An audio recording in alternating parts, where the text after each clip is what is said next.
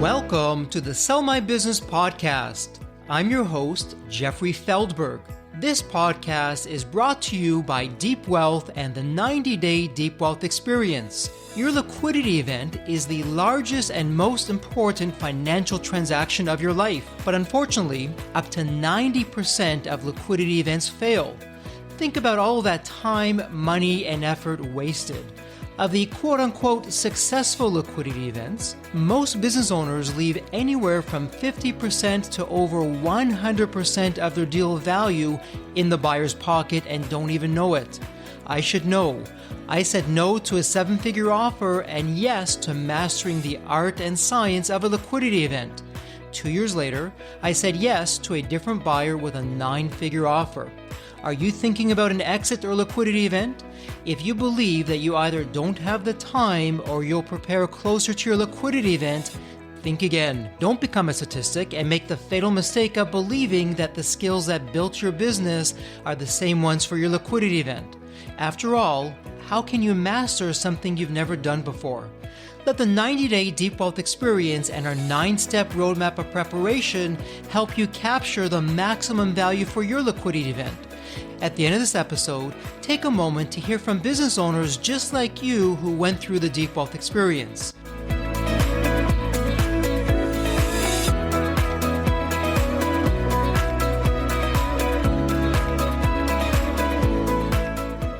Andy Cabosso is a startup founder, speaker, lawyer, former Guinness World Record holder, and occasional wedding officiant. He is the co-founder of Postaga, an all-in-one platform for link building and email outreach. Prior to Postaga, Andy started, grew, and then successfully sold a digital marketing agency for 7 figures. Before building his agency, Andy practiced law. Welcome to the Sell My Business podcast. And for all of our business owners out there, I know you're asking questions like, how do I grow the business? How can I find new customers? What's this whole digital marketing thing? And even when it comes to selling my business, what's that all about? Well, you've come to the right place, particularly with today's guest. Andy, welcome to the Sell My Business podcast. We're absolutely delighted to have you with us. Andy, there's always a story behind the story. What's your story? What got you to where you are today? I was in law school and I was applying to work at different firms, and I was noticing that of the firms that I was applying to work for, all of them had terrible internet presence, whether it was just like a lack of a website or a bad website and really lack of an online presence and not really understanding how to market to them. As I'm doing this, I'm figuring I could do better than this. And a colleague of mine, my roommate from university, was a freelancer at the time. And we talked about, I thought was this big opportunity. And he was like, I'm doing web design right now, going from project to project. I think this is a great market for us to go after. And I have some ideas from my freelancing background of how we can really turn this into a business that we can grow rather than it just be us going from web design project to web design project or marketing project to marketing project.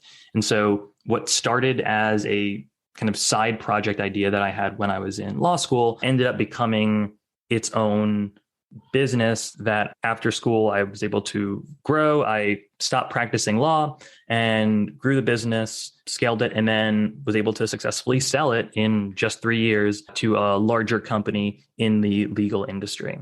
I love that. And for our listeners, if you're listening closely to what Andy was saying, he does what every successful business owner does. He found a painful problem that he was passionate to solve, and off he went. So, Andy, when you look back at building the business and then eventually selling it, why don't we start with growth? Because every business owner, it's all about, how do I scale my business quicker? How can I get more growth? What were 3 things that just worked out so well for you on the growth side that you'd recommend to our listeners? There are a few things that in particular suggest. The first was our content marketing. So SEO is a more long-term strategy. It's not going to start paying dividends right now or in the first 3 to 4 months even. It's a long-term process. But I was aware of this, and you know what they say, like the best time to plant a tree is 30 years ago. The second best time to plant a tree is today. And so I creating a lot of content that was geared towards the problems that my potential audience was having. And so like, there's a lot of content out there about how to build a website or how to market your business. And it's all very broad and generic. And there was some content geared towards law firms that I was seeing, but I was realizing that the content wasn't very personal. It didn't really speak to the individual problems that the clients that I was talking to were having. And so I got a lot of ideas for blog articles just from having conversations with people and customers. And once you hear the same problems over and over again, you recognize, okay, if this is a consistent problem, maybe I should be creating content around that.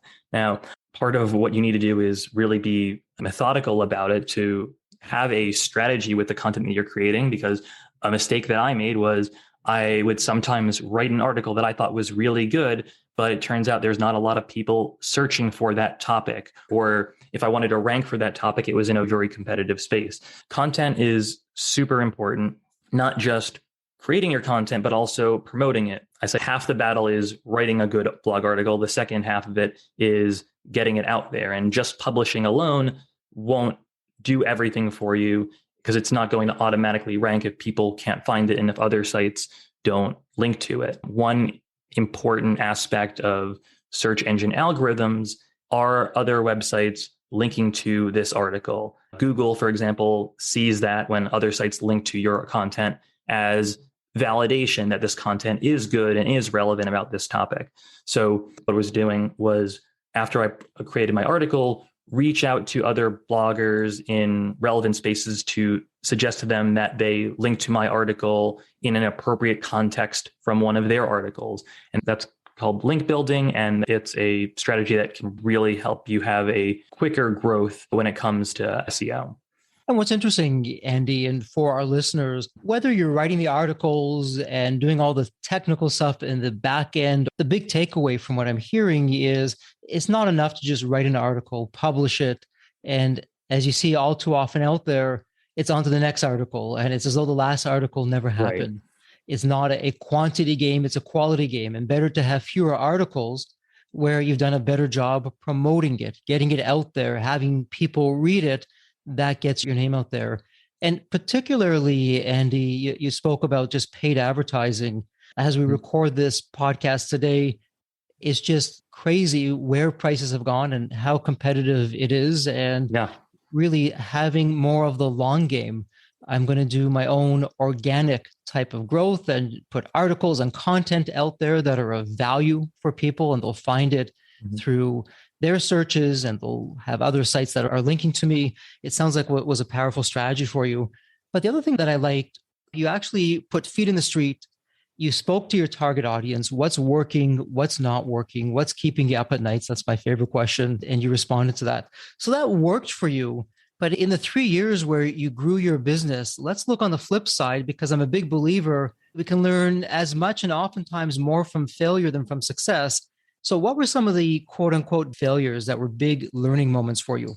So for the marketing channels that I figured out that did work for us, two of them being SEO and another one being partnerships that I can talk about in a little bit, that helped actually us get to the acquisition. Some channels that we tried that didn't work out for us, paid ads. There are a lot of different opportunities with paid ads. You could do ads in Google search, you can do ads in YouTube, ads in Facebook. And when my agency was starting, Facebook ads were, this is 2013, it was definitely not as competitive, but getting in front of the right people and getting them to take an action that you want them to take was, I found in particular, what was challenging. Because at least for my space, I was finding with paid ads, they're expensive back then, they're even more expensive now. And when someone clicks on a paid ad, they have no idea who you are. They're intrigued by something and they're going to go to your website, whether it's like a landing page or your homepage, and in a very short period of time, you have to keep them engaged. You have a few seconds to demonstrate that you have something that's worth keeping them on this page, keeping them reading, and then ultimately going to reach out to you to hire you for your product or your service. With ads, it's going to take a lot more time to build that trust compared to getting a referral or a recommendation from a friend, someone that they trust, or content marketing. One thing that I liked about leads that we would get from content marketing is people would often read a blog article, then they would download a lead magnet that we'd have on our site, like an ebook that we'd give for free in exchange for their email address. Then they would get on our email list.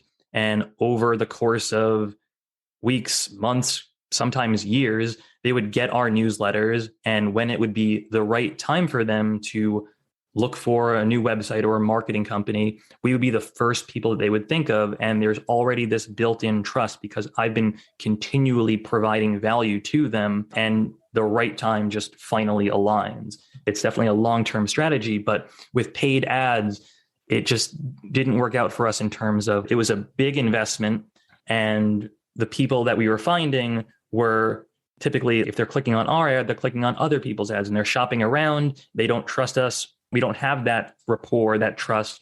And so it was less likely the conversion rates for those leads were not as high. And I know there are plenty of businesses that can make paid ads work, but for us, that wasn't a successful channel for us. So you built this up, and then 3 years later, you sold to a larger company. Why don't you talk to us, Andy, because at the Deep Wealth Experience with our 9-step roadmap and our 90-day system, that's really what we're all about. Of how do you maximize, we call it a liquidity event. How do you maximize your liquidity event that you're capturing the best deal, not just any deal? And so why don't we start with on the win side? Firstly, congratulations, you sold your business. What strategies worked really well for you that you would do again for your next company?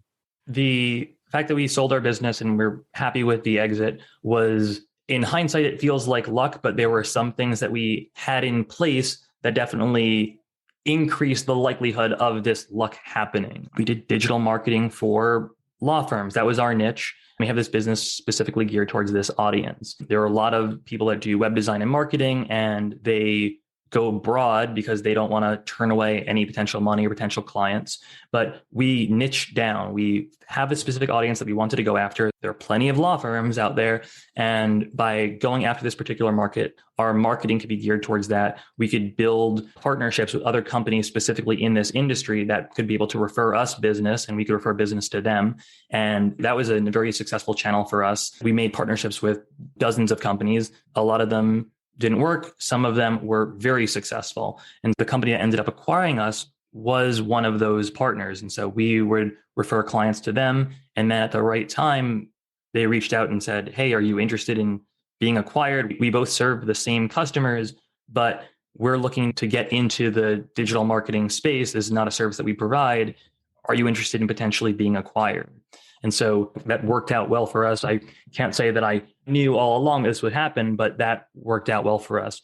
But besides that, helping us to be a business that was worth anything, that had any value, there are a few things that we did from the beginning that really helped us and made us really an asset. The first was having recurring revenue.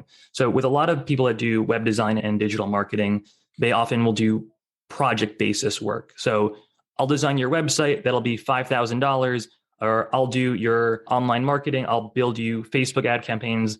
It'll be $5,000, $10,000, whatever. And I will do that. And then that will be our engagement. And then it will be done. We turned away clients that just wanted that one and done thing. We said from the beginning, if you're going to be working with us, we'll design your website, we'll do your marketing, but all of our services are an ongoing engagement. And so this way, if we had a bad month, if I didn't make any sales, we would still have this baseline of built up recurring revenue that we could lean on if sales were low one month. And so we would be able to potentially take a vacation sometimes. If you're going from project work to project work, you're constantly having to find new clients. But we built up this book of recurring business. So having that recurring business, we have an asset here. And at the very least, the business is worth a multiple of this business that we have of recurring revenue. It's very common in SaaS that everything is MRR as recurring revenue, but wasn't as common that we were seeing in the web design and marketing space. And so that really was one thing that we had. And we turned away money, people saying, design my website, I'll pay you $5,000, I'll give you a check today. But we said, that's just not our model. And the second thing that was very helpful for us was productizing our services. So taking our service of web design, and instead of being something nebulous, was very fixed, with having fixed deliverables so that we would know at this stage of the process, here is what we owe the client. Like the client gets X number of pages, X number of contact forms, certain number of staff pages. There are fixed scope deliverables, so nothing could creep out of the scope of the project, because with design in particular, there's a lot of scope creep with clients asking for additional things. But building this system could mean that it's not just reliant on me or my co-founder to provide the services.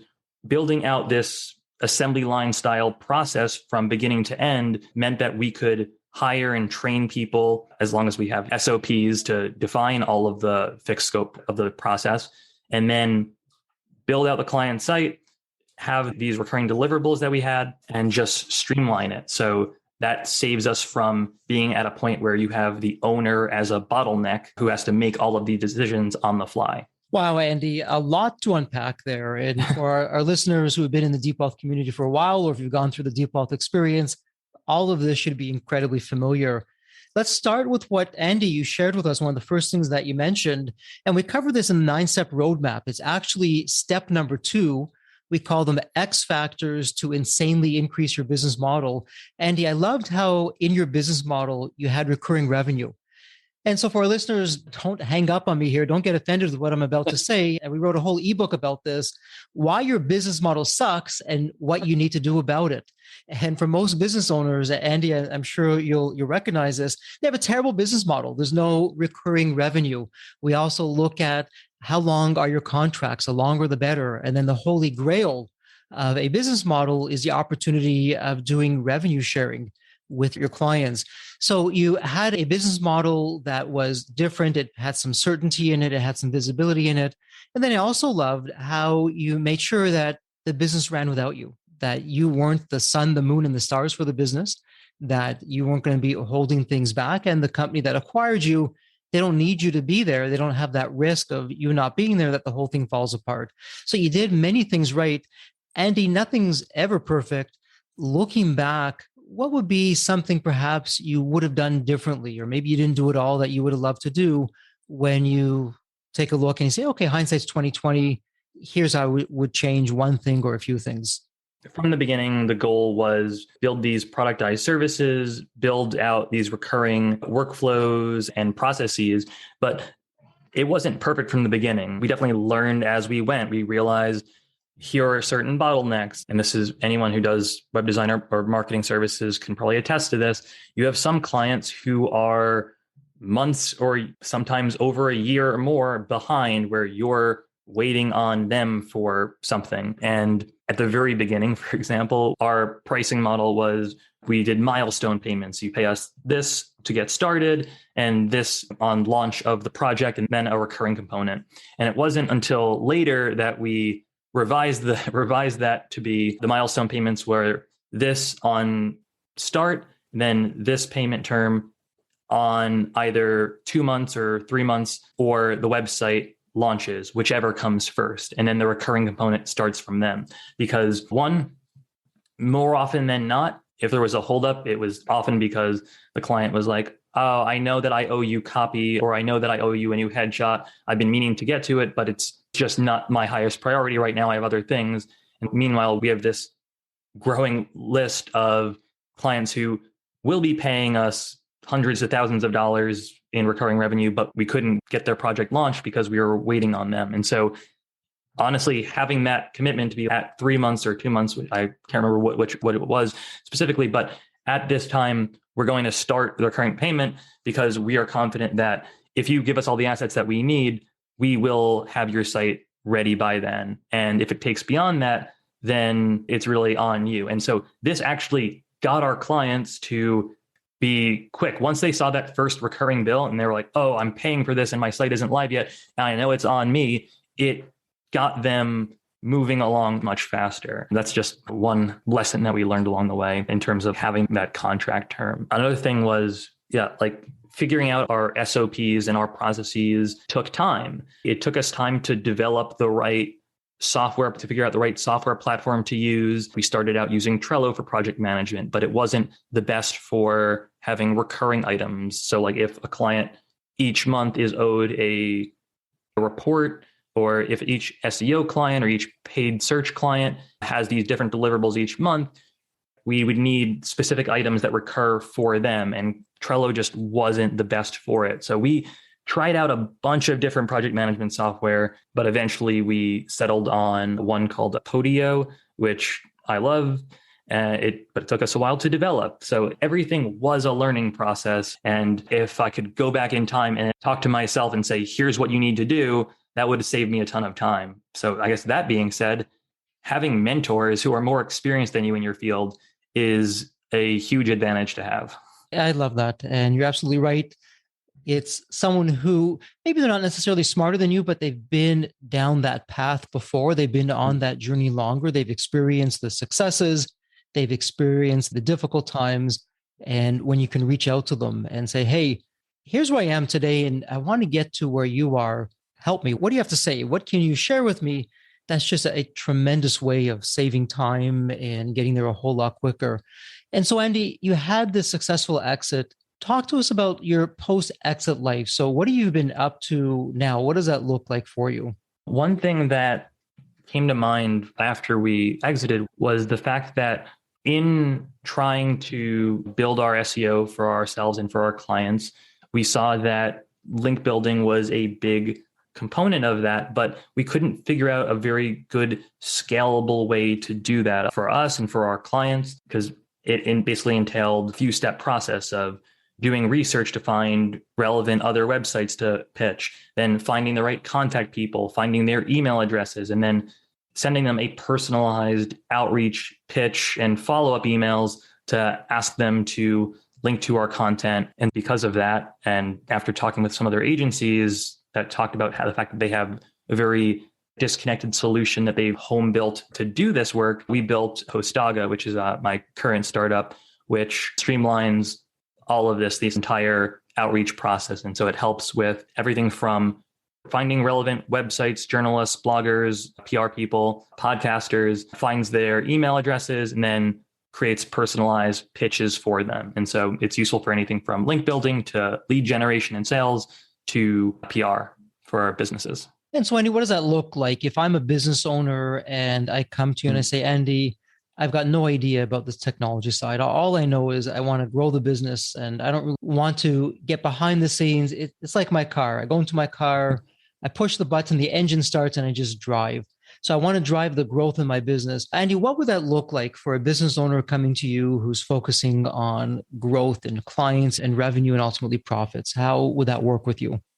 Yeah. So the Postaga platform has a bunch of different types of outreach that it can do. So let's say you're like, I've got this blog articles and I want them to rank better in search. Our platform has a lot of AI insights to it where it can actually give you suggestions to say, it's analyzed your site. Here are some articles that would be good for outreach. And then relevant to that, here are sites that we think you should reach out to. Here are some email templates that you can use for inspiration to reach out to these sites. And then it'll build and send those pitches for you. But beyond doing things like link building, there's also lead generation. Let's say you want to get new customers for your business. Our platform also has a built-in search engine to find different types of businesses based on different criteria. So let's say you're a local business. Let's say that you're a plumber in Madison, Wisconsin, and you want to find corporate clients. You could search in Madison, Wisconsin or other surrounding cities for businesses of a certain type, find the right people, find their emails, and then pitch them your services. Wow. Okay. So you have a lot going on there. And so what's interesting here, Andy, you've been on the one hand in the position of a business owner and you've had a startup and you've sold your business. And so, as you know, in a liquidity event, the opportunity before the liquidity event and even during the liquidity event to grow and have the company just get out there revenue wise and profit wise is everything. So as you look to the past of what you've done and now you're looking to the future, what are some strategies that you can share with our audience of here I am today. I know perhaps maybe it's 5 years from now, 2 years from now, 10 years from now, I'm going to be having some kind of liquidity event. What would be some words to the wise that you can share? Let's take everything now that you've done and that you're currently doing and get your secret sauce out of that someone can walk away with and say, hey, Andy said to do this. I'm going to give this a go because it works. You have that visibility where others haven't. You walk that path where others haven't yet. So I'd be curious about your thoughts on that. So I'd say that if you're in a particular industry, it's generally a small world between competitors and complementary businesses. It's good to know and build relationships with all these companies because someone who is a competitor today might be looking to acquire you in the future if they're expanding, or another company in your space that is not doing what you're doing might be looking to get into your area to provide additional services or products that are complementary to theirs, but relevant to the same customer profile. So building those relationships, even if like you might be thinking, why would I want to reach out to competitors or no competitors? It can be helpful in particular because if someone is looking to acquire you because they're looking to get into your space and they're not at all in your space, the multiple that you might be looking at in terms of valuation probably is not going to be the same as if the company that's acquiring you is looking to do so as a strategic acquisition. As if it's a complementary business and they're not yet in your exact area and they're looking to break in, you've got a lot more value to offer than just your revenue or your EBITDA and the services that you provide. You have more value that you can hopefully add on to the business that's looking to acquire you. And so I'd be mindful of that in particular. So playing the long game, make friends, build relationships in your space. And this way, if you eventually have someone who reaches out to you and says, we're looking to get into your space or we're looking to acquire more companies in this area, you could also say, okay, well, let me know what you're thinking, and then put feelers out there with your network to say someone else is is interested in acquiring us and we're contemplating selling. If you are also potentially looking to acquire a company like us, let me know and let's have a conversation. And in a perfect world, you can get a bidding war and that could help you increase the valuation that you get. And what's interesting about what you're sharing, and I think it's a great takeaway for all of our listeners, really, if you look at a common theme in your career of when you first started out, became successful, and now you're helping other businesses become successful. Number one, it sounds like you were just curious. You were speaking to people, competitor or not competitor, what they are, who they are, what they're all about. And everyone knows somebody. And you never know who the person in front of you, who they really are, particularly today, everything being virtual. It could be just a regular, plain old person, nothing wrong with that. Or it could be an influencer, or it could be someone who literally could make a big difference in your business. And so I really applaud you for being curious, being open, speaking to your competition, and just listening and seeing what's working for people and what's not working for people. And that served you really well. And I want to ask you this now. We're at the point in the podcast, Andy, as we begin to wrap things up, where I get to ask my favorite question of every guest. And so I'd like you to think about the movie Back to the Future. In the movie, you have the DeLorean car, and the DeLorean car can take you to any point in time. So imagine now it's tomorrow morning, you look outside your window, and there's the DeLorean car.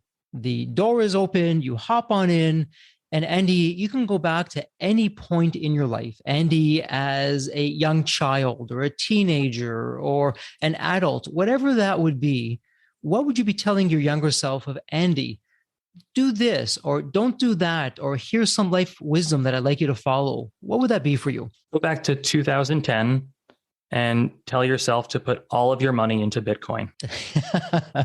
Oh, yeah, that would be a game changer, wouldn't it? Yeah, if we're talking about business advice, I think what I'd go back and tell my younger self, where I am today is because of the things I've done in the past, the things that I have attempted and tried, failed, succeeded at. Like the only thing that I feel like I could honestly say, given where I am today, is something like, yeah, go back to 2010, tell yourself to invest in Bitcoin or something like that. I'm otherwise pretty pleased with where I'm at today.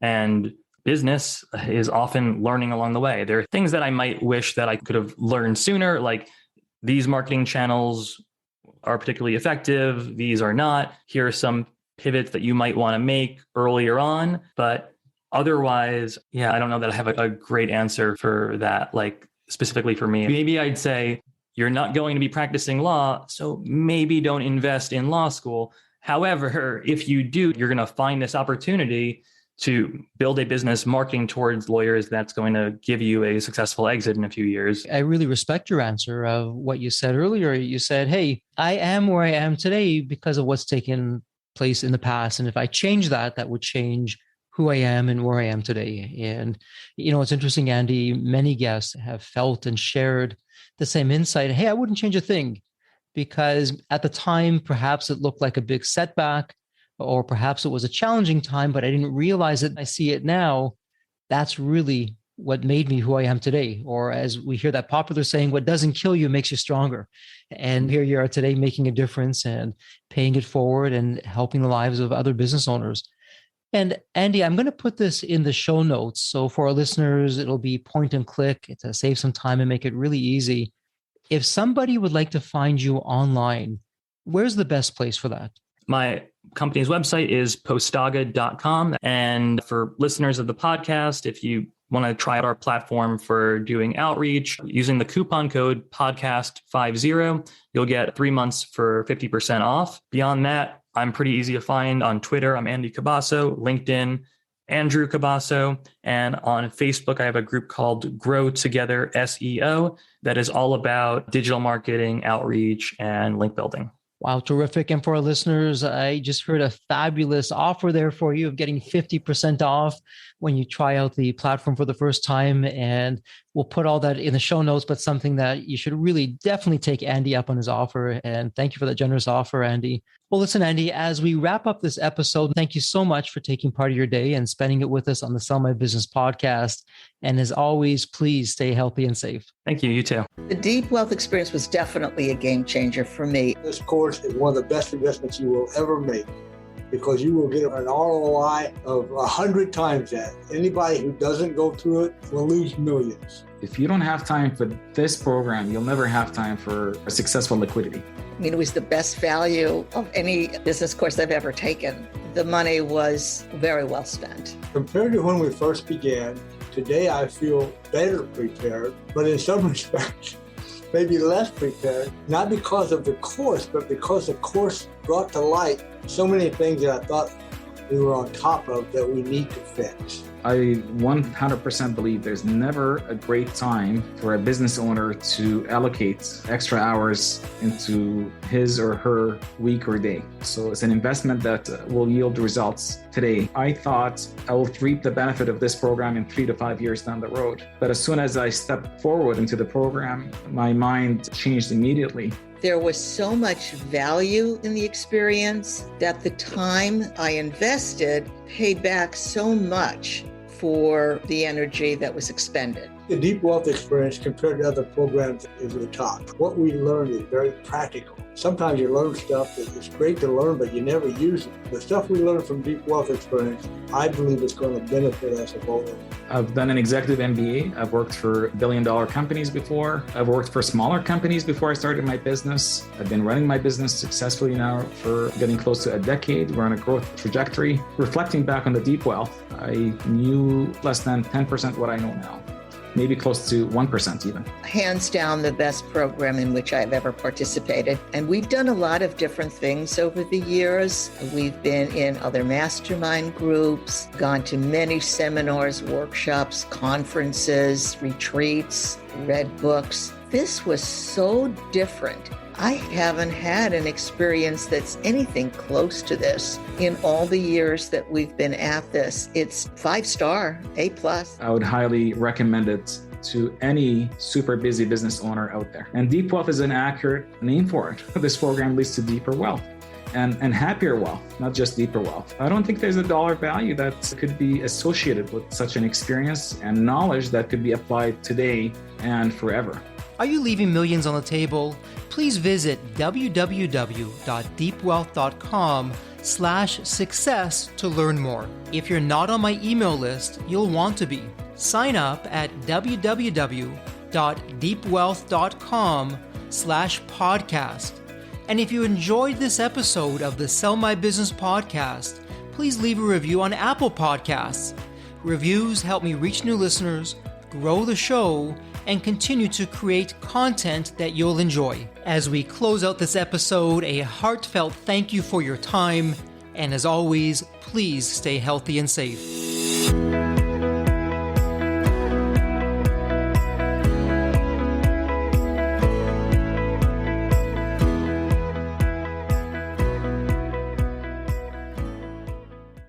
Deep Wealth experience was definitely a game changer for me. This course is one of the best investments you will ever make because you will get an ROI of 100 times that. Anybody who doesn't go through it will lose millions. If you don't have time for this program, you'll never have time for a successful liquidity.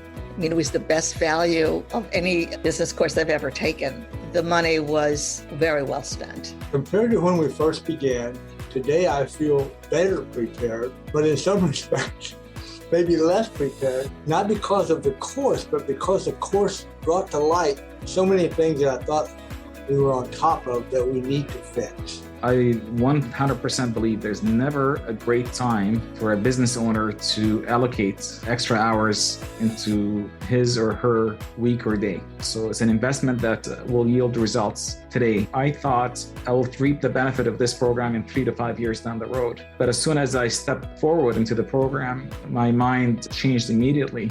There was so much value in the experience that the time I invested paid back so much for the energy that was expended. The Deep Wealth experience compared to other programs is the top. What we learned is very practical. Sometimes you learn stuff that is great to learn, but you never use it. The stuff we learned from Deep Wealth experience, I believe is going to benefit us both. I've done an executive MBA. I've worked for billion-dollar companies before. I've worked for smaller companies before I started my business. I've been running my business successfully now for getting close to a decade. We're on a growth trajectory. Reflecting back on the Deep Wealth, I knew less than 10% what I know now.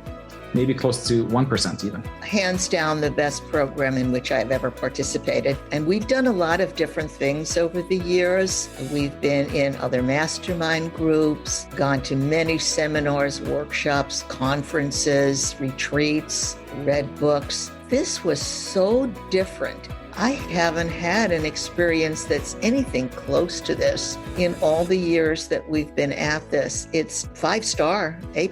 I would highly recommend it to any super busy business owner out there. And Deep Wealth is an accurate name for it. This program leads to deeper wealth and happier wealth, not just deeper wealth. I don't think there's a dollar value that could be associated with such an experience and knowledge that could be applied today and forever.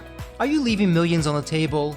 Please visit www.deepwealth.com/success to learn more. If you're not on my email list, you'll want to be.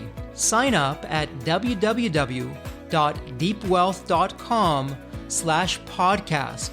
And if you enjoyed this episode of the Sell My Business podcast, please leave a review on Apple Podcasts.